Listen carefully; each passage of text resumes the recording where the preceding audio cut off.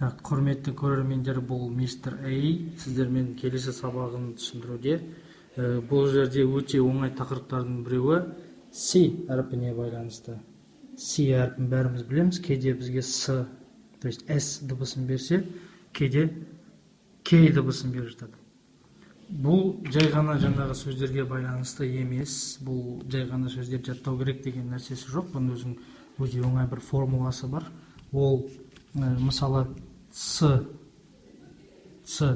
дыбысынан кейін жіңішке E, I немесе Y дыбысы келген жағдайда бұл S болып дыбысталады. Мысалы, C-дан кейін E келетін қандай сөз бар? Center. C-дан кейін I келетін city. Одан кейін cylinder. Өте оңай, бәріміз байқағандай. Екінші жағдай, C-дан кейін қалың дауысты дыбыстардың келуі. Ол A, O және U. Yani, то есть ағылшынша A, O және U келсет, бұл K дыбысын береді бізге. K дыбысын берген жағдайдағы сөздер, мысалы еске түсіретін болсақ, K-A келетін, C-A келетін, ол cat. C-мен O келеді, ол cook. U келеді, мысалы cut.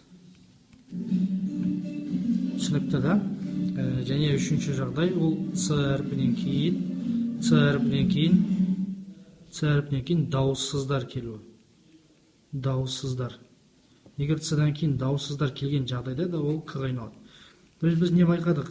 Тек қана жіңішке дауыссыз дыбыстар ғана болса, дауысты дыбыстар ғана келсе, C-дан кейін ол S-ке болады.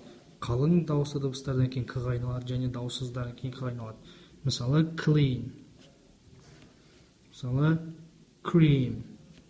Бұл заңды білгеннен кейін уже мына сөзді спокойно оқуға болады.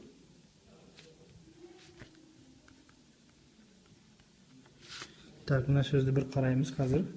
Үшімізден бір оқып көреміз.